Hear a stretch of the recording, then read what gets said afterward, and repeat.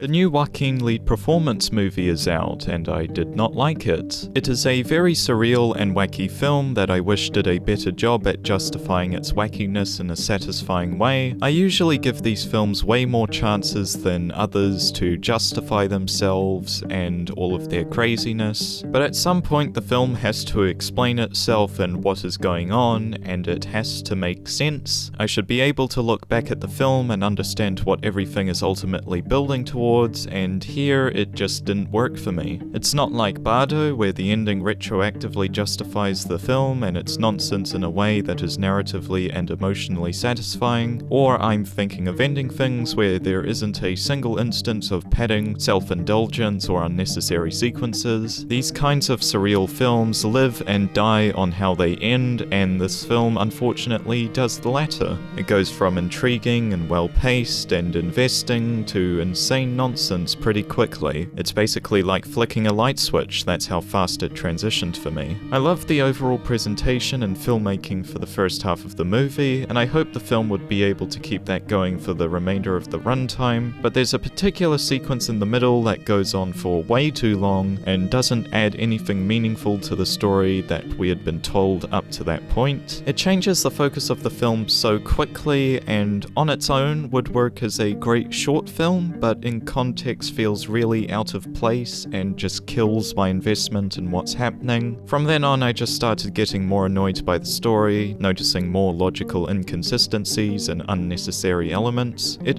almost justifies itself at the end, but not really, and the last 5 minutes could have been cut completely. Right, I'm gonna talk about spoilers now. If you want to avoid spoilers, then skip here, otherwise keep watching.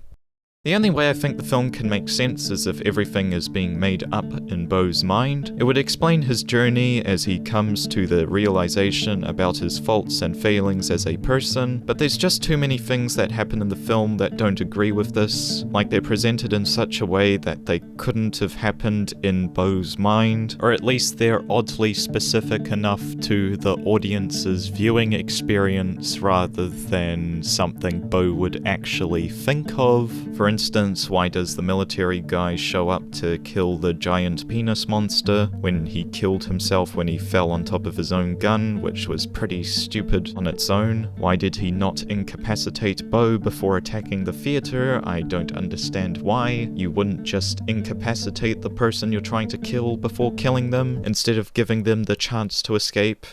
And why do we see any perspective shots of him at all if everything is happening from Beau's mind? What was the point of the whole surgeon subplot? Why was that random person hiding on the roof of Beau's bathtub, and why did we need to spend 2 minutes on them as they flailed about in the bathtub? I don't know. I'd need to see the film again to see if this theory made any sense, but it's something I assumed might have been happening anyway, and I was already looking out for it, and I didn't think on a first viewing that it fit the story the film presented us with. Maybe it works, maybe it doesn't, I don't know. I'll have to wait until a rewatch. I also didn't feel like the stadium sequence at the end was justified. We'd already been told a lot in the previous 20 minutes about how Beau is this really horrible, selfish asshole, and this is just 5 more minutes reiterating things we already knew. Its purpose is to give a final condemnation of Beau as a character, but the last 20 minutes was Beau's mother doing the exact same thing, so this just feels like we're rehashing the same ground for no reason. The condemnation of Beau also doesn't work for me as well. We have Beau's mother just chastising him a lot, and the example she brings up of him being a selfish, self-centered asshole is events we haven't seen at all up to that point in the film, and she just tells us that these things have happened. Like, if you're going to do this sort of thing, you have to have it built on things we've already seen in the film, and then recontextualize them in a way that is satisfying. Like, we go, oh, I see what was actually happening in these scenes where